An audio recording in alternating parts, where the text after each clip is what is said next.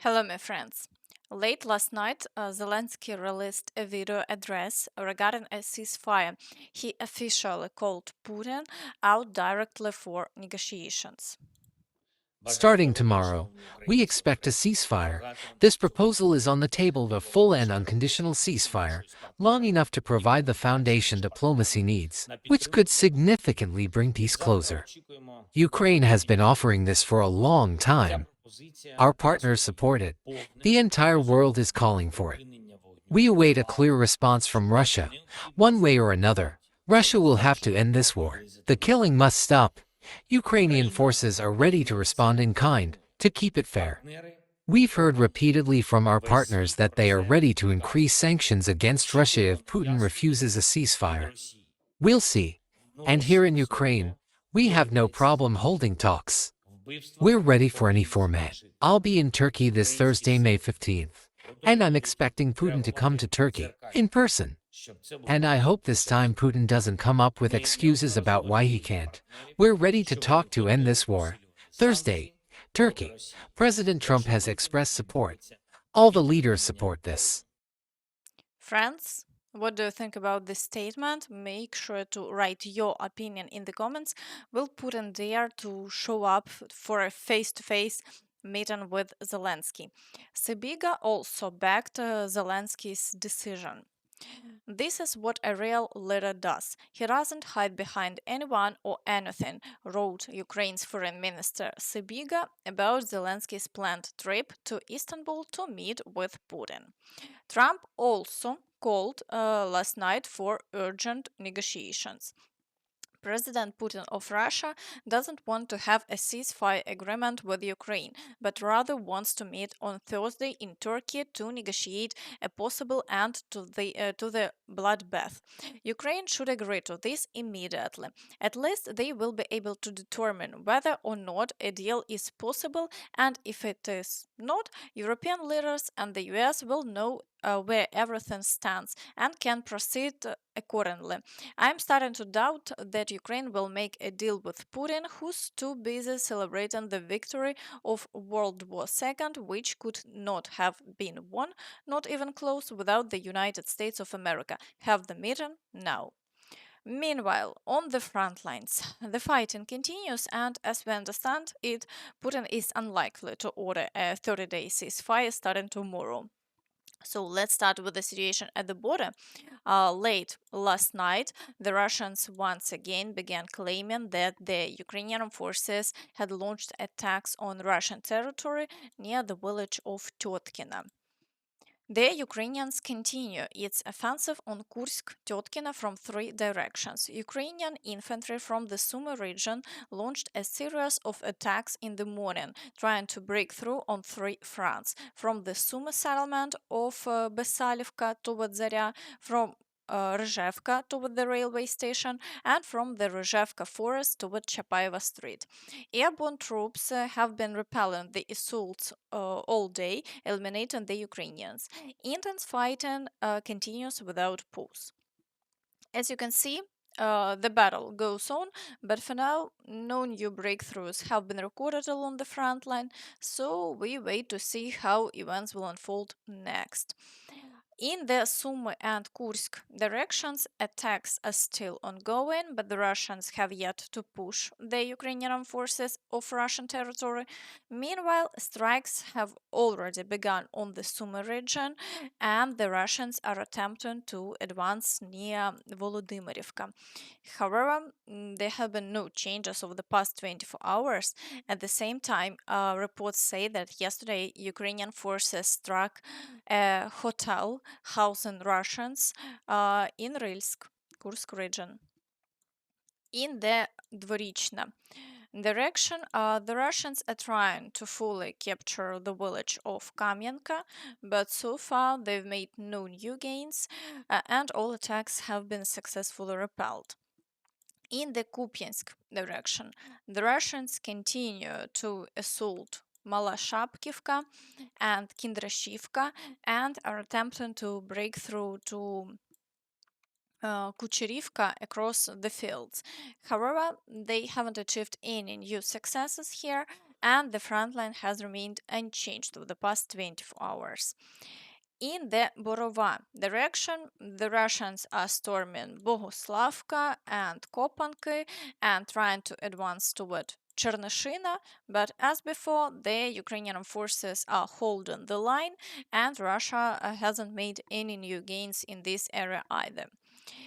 In the Liman direction, activity is significantly higher. Attacks continue on Yampolivka, Zelena Dolina, Lipove, Ritkodub and Olgivka. However, despite the intensity, there have been no changes in this area over the past 24 hours.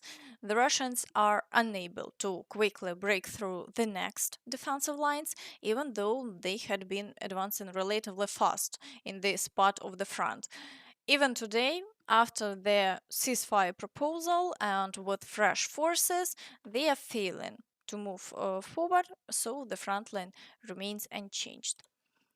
In the Siversk direction, the Russians continue the assaults on Grigorivka and Bilogorivka. Despite some notable tactical gains, they have been unable to make significant overall progress. According to geolocated footage, Russians have reportedly advanced beyond Grigorivka, as a video has surfaced showing small arms combat in the forest. However, there has been no official confirmation of this advance yet, so we are waiting for more details. Meanwhile, Ukrainian forces report that the Russians are preparing for a major assaults using motorcycles in this area. The Russian army has amassed a large number of motorcycles and is preparing a massive assault in the Siversk direction, said Denis Volokh, platoon commander of unmanned aerial systems with the 81st Airborne Brigade. In the Chasiv Yar direction, the Russians continue attacking the central part of the city and are still trying to break through in the southern area in order to straighten the front line and push toward Kostiantynivka. However, the Ukrainian forces continue to repel all assaults, and there have been no changes over the past 24 hours.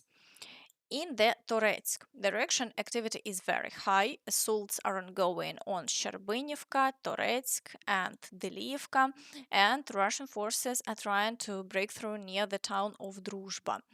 They have also been attempting to advance through the fields toward the village of Zarya for several days. The gray zone here has significantly expanded. In fact, Ukrainian forces have pulled back beyond the highway and are holding off Russian attacks, but haven't allowed them to secure a foothold. The situation is difficult, but there have been no major changes in the front line over the past day. Ukrainian soldiers are describing the situation as follows. Yeah, the Kostiantynivka direction is collapsing faster than I expected. The Russians are already reaching the outskirts of the city from the southwest. Yes, it's only from one side, but in the summer it will be much more convenient for the Russians to conduct a full-scale operation here. No one seriously believes they'll stop or go for some kind of a deal, right? Exactly. They'll keep attacking and attacking in force. Kostiantynivka, Pokrovsk, Kupiansk, toward Oskil in the Liman direction, and toward Drushkivka from Chasiv Yar. Only the Ukrainian forces can stop them. Right now, we are hostages to Trump's unwillingness to provide new aid, so our European allies need to step in. They need to be discussing new weapons packages for us, not more blah blah blah about peace deals that aren't going to happen. All they are doing is wasting our time. In the Pokrovsk direction, despite extremely high levels of Russian activity, Russian forces have been unable to advance further.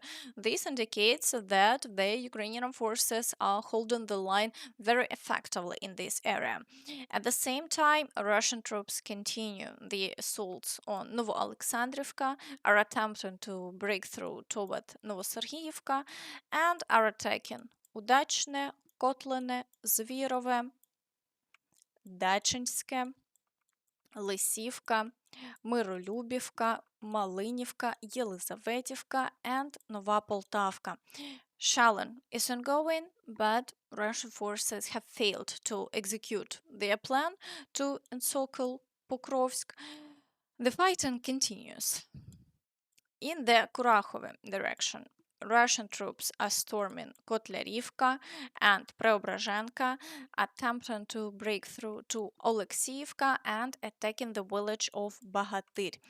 As of now, the most critical situation is in Bohatyr, as increasing reports indicate that Russian forces are on the outskirts of the village and trying to push further.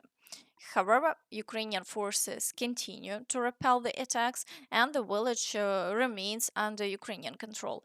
Russian sources emphasize the importance of this village for their campaign. The Ukrainians had long prepared Bohatyr for prolonged defense. They established fortified zones throughout the entire settlement, at key intersections and in the surrounding forest belts. They installed multi-layered explosive and non-explosive barriers from the east, south, and west and destroyed sections of roads leading into Bohatyr to slow the advance for the Vostok group. After Velyka Novosilka, Bohatyr is the second most important settlement, a major logistical hub with over 1,400 houses spread across a 3 to 3 kilometer area just 6 kilometers from the Dnipropetrovsk region border. Controlling Bohatyr would open the way to Pavlograd and Zaporizhzhia. It should be noted that Bohatyr is, for Russia, a staging area for the full liberation of the Donetsk People's Republic, for the Ukrainian forces, the final defensive stronghold before the Dnipropetrovsk region. Ukraine has committed all available forces and resources to stop our advance. Heavy artillery, strike drone units, elite airborne troops, Marine Corps, and elite assault brigades and regiments. In the direction of Velyka Novosilka, the Russians are storming the villages of Shevchenko, Vilne Pole, and Novopil, and are attempting to break through in the area of Novosilka.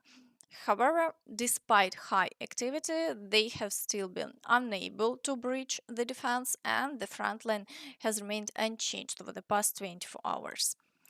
In the Zaporizhzhia direction, the Russians are storming Stepove and trying to break through the fields toward Novodanilivka. However, the situation remains the same and the Russians haven't made any progress over the past day. In the Kherson direction, the Russians are increasing the number of shelling on the right bank and conducting attacks on the islands. However, they haven't achieved any significant breakthroughs and haven't been able to cross over to the right bank. Therefore, the situation remains stable and the front line hasn't changed over the past day. And that's all from me. So please don't forget to like this video, subscribe to the channel, and hit the notification bell to stay updated on all the latest news. Thank you for watching and see you next time. Bye bye.